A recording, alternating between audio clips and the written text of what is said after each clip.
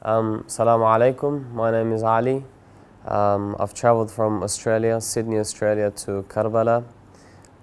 In Australia, I'm a student and also work. Imam Hussein, I think, plays a role in everyone's life, and as a Shia of Imam Hussein, as someone who's raised a Shia, he plays a role in my life as well. When I came here, I made the intention of coming here. I've always wanted to come here, of course, but I thought I was never ready for this experience and this journey. In Ramadan, Laylatul Qadr, when everyone asks for their hajat and for their needs, I made the intention of traveling to Karbala. Alhamdulillah, I was granted the opportunity to come here. It came straight after my exams, so there was a lot of stress, of course, with exams. And when I came here, I really needed it as well. You always have expectations of what you're bound to see from a place where it's called the paradise on earth. And I had my expectations as well. And given that we were doing the walk, I'd never done the walk before in my life, and it looks amazing. It looks really extraordinary from how the media portrays it and how we've seen it there. And I was looking forward to the whole experience, but I had my set of expectations. The first shock I had, positive or negative, was the people I saw. And in my mind, I had craved and carved a picture of the Shia, a typical Shia, of Ali ibn Abi Talib, Imam al-Hussein. And when I did the walk, I didn't see that image. And I was surprised, to my shock. And first day in, I was asking myself this question explicitly: is this the people? Are these the people that I'll be relating with? Are these the fellow Shia of Imam al-Hussein? I was very confused. I spoke to a few of the scholars, and they said these people might be look very simple. They might live very simple lives, but they have very deep love for Imam al-Hussein. And over the walk and the mashaya that we did for 4 days, I think that became more and more apparent and more meaningful to me. In the beginning, where I thought these people are doing some practices that they shouldn't be doing or whatnot, but when we went over people's houses and the hospitality they showed me, but it wasn't only the hospitality, because you could come to my house and as a Shia I might respect you for 3 days, 4 days, 5 days, but it's the history they come and give this hospitality. I remember one person in particular. He had fought many wars, went through a lot of struggles, and our group leader kept emphasizing the fact that he slept on a palm tree for over 5 years. Now that to me is unimaginable. And when he was serving us food, I just looked at they asked him to come and sit down and have food with us, and he's like, no, I enjoy watching you eat. And it wasn't something fake or something superficial that we would usually say, or I would usually say. He truly meant it, and I could see it in his eyes. And I was dumbfounded. For most of the trip, I was dumbfounded by how much these people appreciate, how much these people honor the guests of Imam al-Hussein. When I got here, I first saw the shrine of Abul Fadl Abbas, and I was telling myself, this is it, you're seeing it. And there was a lot of emotions, of course, and it was, the picture I had wasn't the picture I saw. And I expected to be overwhelmed, and I was underwhelmed.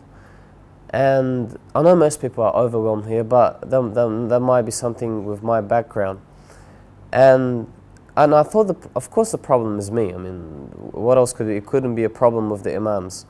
So I dug deep and tried to figure out, why am I not feeling it? Why am I on paradise on earth, but I'm not feeling the greatness, the proximity I should be feeling towards these people? And I realized that my understanding of my Imam is very small. And it ends very after when I go do ziyarah to Imam al-Hussein. I do the typical ziyarah everyone's bound to read, And I sat down and tried to have a conversation with him. And the conversation probably lasted 5 minutes, because that's how much I know of Imam al-Hussein. Yeah, everyone knows he was a great Imam, he made a sacrifice. But for me, as a person who lives in the West with a lot of comfort, I can only say so much. What have I really done for Imam al-Hussein? And when you see people here and they go through so much and they struggle so much and they still feel they haven't done anything, there was nothing for me to say. And I think that's become a lesson for me, to take something back home, to learn more about my Imam. I previously did a lot of reading coming here, to understand the political importance of Imam Hussein, not just the emotional role he plays in all of our lives. And that did highlight his impact on that this religion that I'm following now, this creed that I'm on right now, was passed down by a lot of struggles, by a lot of blood, by a lot of imprisonment, by a lot of lost souls, and a lot of orphan children. But it really doesn't strike you until you go through the experience. And I think as a lesson that I'll be taking out of this trip is to live more like the Imam, as the dua says, Allahumma ja'al mahyaya mahya Muhammad wa ali Muhammad. Oh Allah, make my life be the life of Muhammad and ali Muhammad. Waj'al mamati mamata Muhammad wa ali Muhammad. And make my death be the death of Muhammad wa ali Muhammad. Assalamu alaikum. My name is Norsh. I'm 25 years old. I live in Los Angeles, California, originally from Pakistan. This is my 3rd year now in Iraq. My first year was 3 years ago when I came with my brother, and it was honestly the best experience of my life. And because of that, I've come back, alhamdulillah, every year now since, and I don't plan on stopping. So the first time I came because it was during winter break, and I had the option to come, and I thought it would be a good little vacation, so I came. And it was the most peaceful experience I've ever had. I landed in Najaf, and I landed by myself because everyone had gone before. And I couldn't find a taxi, and I was scared to go outside because it's Iraq, and everyone's supposed to be scared because it's Iraq. And I called my uncle, and he said, it's fine, just go outside, everything will be okay. I stepped outside, and I was greeted by the nicest people I've ever met. They showed me how to get a taxi. I took a taxi. It brought me to Najaf. And I started walking. I was able to get to Karbala in about a day and a half. And since then, I've always wanted to come back. Every time I leave, I get sad. Every time I'm gone, I'm looking forward to coming back. Every chance I've had, alhamdulillah, I've been able to come back. And now, even when it's not vacation, any chance that I get, Arba'een or not Arba'een like it is this year, I try my best to come back over here and visit my Imam. It's the most humbling experience you'll ever have. The very first time I entered the shrine, I was just overwhelmed. I've seen pictures, I've seen drawings, I've seen them like little miniature versions of it. But when you see it in person, it's just, you're at a loss for words. And the day that I came was the day before Arba'een, and it was quite packed. And I remember looking around everywhere, everyone had the same look on their face, just as me. It doesn't matter if this was their 50th time or their first time. Everyone, when you look at that Zari of Imam Hussein, you see it's the exact same experience. Like, it, alhamdulillah, changed my life. It really humbles you. I'll say that, it humbles you. My favorite memory is, you can't walk 50 feet without being offered food, without being offered water, without being offered shelter. You go to these other countries, they don't like really want you here. Here, you feel welcome. No matter where you go, you feel welcome. I remember the first day that I landed, the taxi driver, he would pull over to the side of the road about every mile or so just to eat, because they were giving out so much food. And when you first get to Karbala, when I was walking, I couldn't walk I would say more than 20 feet without someone putting food in front of me and saying, you have to eat this. And I'd be like, no, I just ate. Like, brother, you have to. And they won't let you leave until you eat. They won't let you leave until you're fed, until you're rested. They take care of you. And these people, it seems like they're not that well off, but whatever they have, they're giving for Imam Hussein. It's unreal. It's honestly unreal. When I went back home and people asked me what, if it was in school or anywhere, if they asked me where I went, I'd be like, I went to Iraq, and the first reaction was, weren't you scared? And I was like, yeah, originally I was, but when you get there, it's a completely different experience than you see on the news. It's nothing like you see on the news. Iraq seems like it's a war zone, it's all, but here it's not a war zone. It's the most peaceful place I've ever been. I didn't even see anyone argue with anyone. Everyone was here for one reason, and it's for Imam Hussein, and it was just amazing. I took hundreds of pictures. I showed people videos, and like people that had never even heard of Imam Hussein, they asked me later, like, hey, so who is this? Why is this? And now, like, on Instagram or Facebook, anytime you post a picture of Arbaeen, people are like, oh, it's that time of the year again, and they're actually well informed about it. It's a miracle of Imam Hussein. The first year I was here, my aunt from Pakistan was also here. I hadn't seen her in 8 years, and I didn't have a phone to contact her. I didn't know her number. I didn't know how to get a hold of her. All I knew is when I spoke to my father, he said that your aunt is also there, and see if you can find her. And now, as you can imagine, 20 million people, I'm looking for one person. This isn't going to happen. So I remember I went to Mullah Abbas's haram, and somehow I was able to get to the zari, and I'm holding the zari, and I'm just thinking, like, I wish I could find my aunt.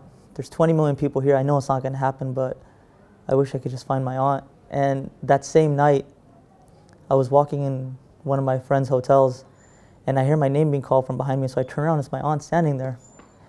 And I'm shocked. I'm 20 million people, and I find her, and not where I'm staying, it's a friend is staying there, and I find her. And after that, I knew, and whatever you ask for, it happens. Alhamdulillah. I don't even think I'm even worthy of meeting Imam Mahdi. It's just the thought of it, you know. One of my friends, he said something a little while ago, and it kind of stuck with me. He said, you know, everyone wished if I was in Karbala, oh Imam, I'd be able to help you. If I was in Karbala, I would do so much for you. And he said, well, you know, Imam Mahdi's here now. What have you done for him so far? And that kind of just stuck with me, like, what have I done for Imam Mahdi so far? Why am I even worthy of meeting the Imam of our time? And honestly, I don't think I am. I think personally the media, not just like here at Imam Hussein TV or the other TV channels here in Karbala, just in general, the media, if they just show what's happening here, people would get an idea of like the peace that Imam Hussein has spread. Everyone thinks, like, you know, especially lately, that Islam is a religion of violence, that, you know, it's not something that even promotes peace. But you come here, you see nothing but peace. There's people that'll be sleeping in the streets, and there'll be trucks of blankets that pull up, and they'll give these people blankets to sleep in. They'll pull up trucks of bathrooms so they can use bathrooms. No one goes hungry here. I've never met someone that said, like, oh, I didn't get to eat today during Arbaeen because I can't afford to. Someone will provide for you. They'll give you water. There's medical tents. It's the most peaceful people that I've ever met. They live here in this country the whole year, and I've heard stories about how they save up the whole year just to be able to provide for the Zawars of Imam Hussein. And they use all their savings just to feed them, to rest them, to make sure that they're taken care of. I mean, does that sound like people that are violent? Like, these are the most peaceful people I've ever met. I think the media should show more of that. If you can come here, just come on. You have to see it for yourself. Everyone that went, like when the adults would tell me about it, you just kind of hear stories like, okay, yeah, inshallah, one day I'll go. But you have to experience this yourself. You have to walk into Karbala, and when you see the dome, when you're about a mile away, you can start seeing the dome, and you look up and you see it, and it's beautiful.